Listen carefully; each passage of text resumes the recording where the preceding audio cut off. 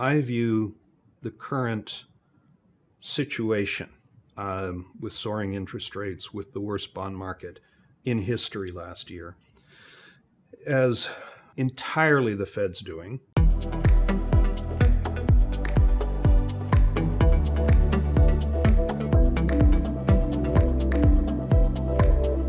Rob, it's great to have you back talking with us again. It's always such a pleasure. Thank you so much.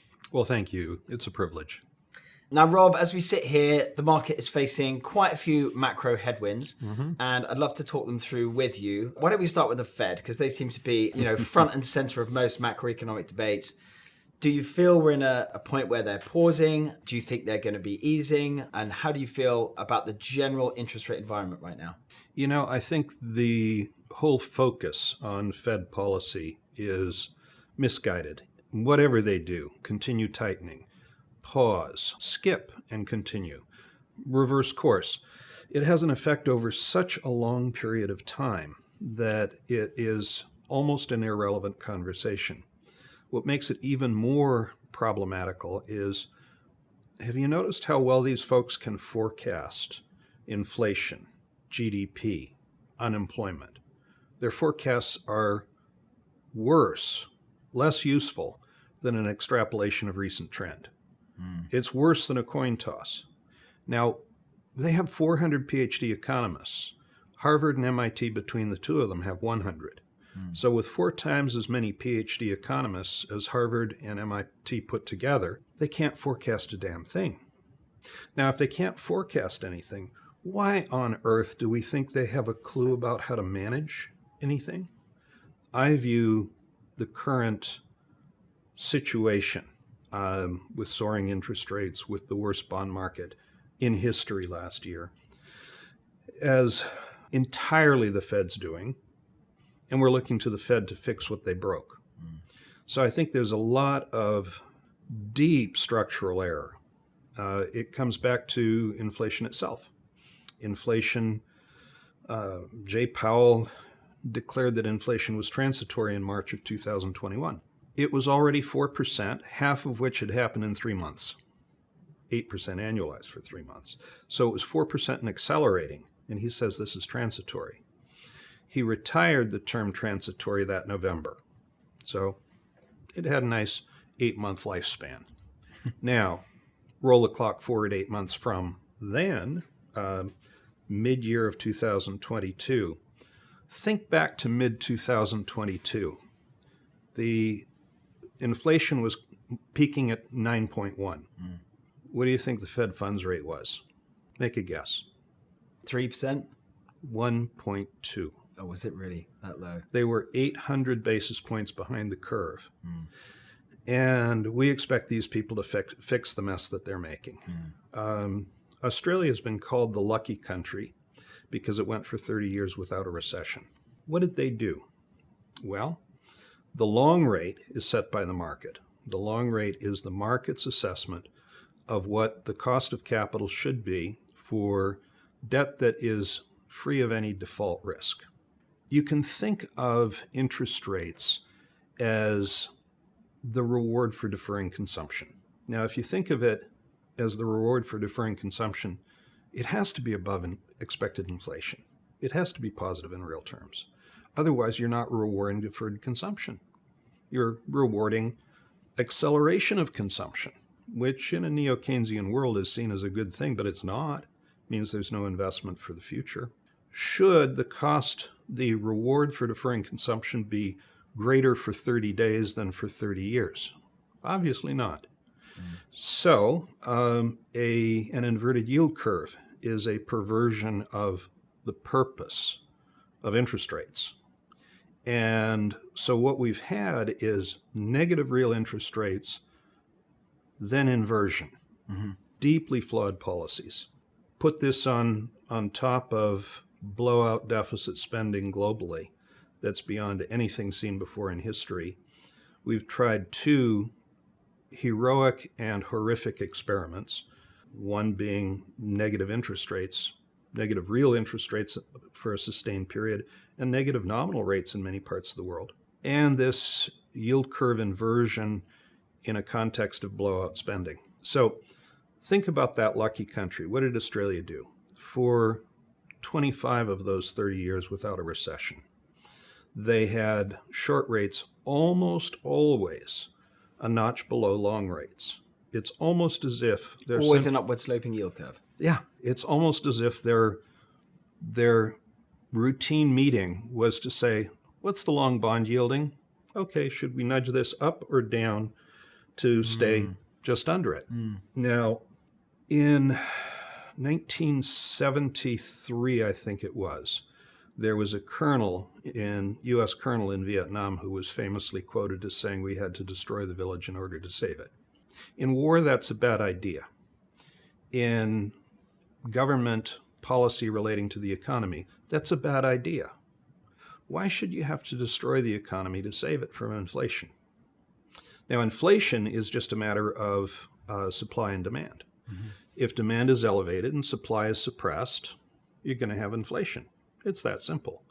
So if you have supply depressed because of supply chain disruptions, because of people pretending to work from home, but not necessarily, because of people paid to not work, then the supply of goods and services is diminished. If you have airdrops of money into people's bank accounts, you have elevated demand. So of course you're going to get inflation. Are we dealing with any of these? Yes, in modest ways. The airdrops of money are diminishing. The supply chain disruptions are fixing slowly but surely, but the problems are still there. So let me ask you about that specifically. Which one of the levers controlling inflation right now do you think is sort of the most important? As you say, we've had this unprecedented stimulus packages for not just the past few years, but for several years. We have supply tensions still going on. I know the US is currently in intense discussions with China. We'll see how that affects. But then this huge deflationary pressure of technology. And I'm interested on your views about which of these thematics or which of these headwinds or tailwinds do you think it will come out on top?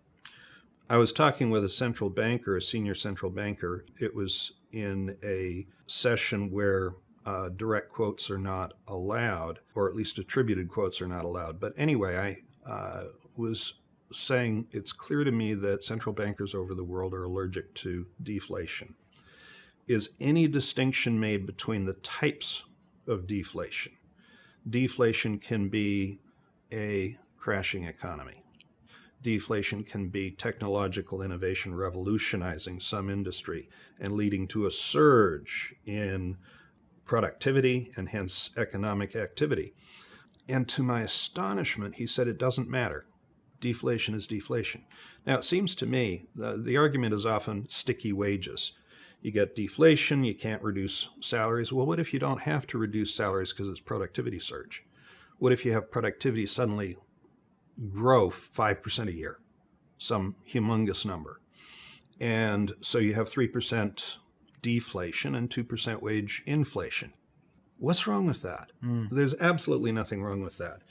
So we do have issues with misunderstanding of the role of interest rates, the role of money, and the nature of the macroeconomy. All of this goes hand in hand with a global takeover of central bank policy by neo-Keynesians. They'll argue that we have a host of different views represented and arguing tremendously. A little like arguing over where to place deck chairs on a Titanic.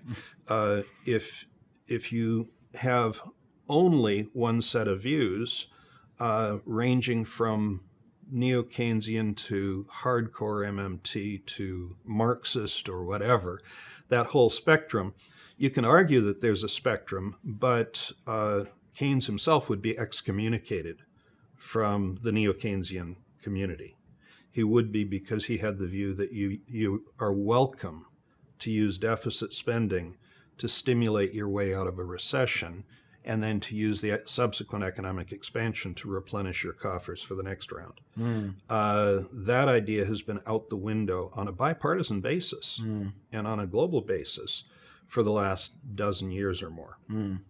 I was listening to Stan Druckenmiller talk recently, and he was saying that he feels like monetary policymakers are sitting on the Santa Monica Pier and there's a 10-foot wave coming their way, and that's what they're focused on. But there's a 200-foot wave about a mile behind that they should be focusing on.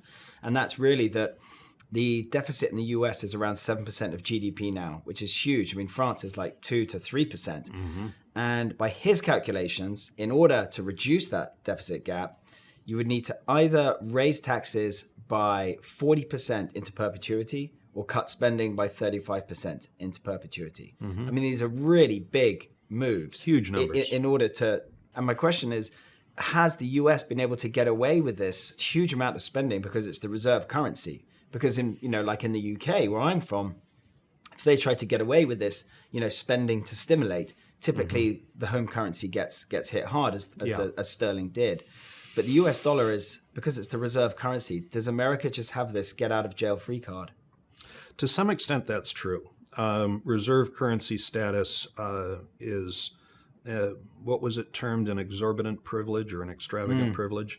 Our reserve currency status is not at immediate risk, although we're sure sowing a lot of seeds for potential eventual demise. UK, the pound, was the reserve currency for well over 150 years.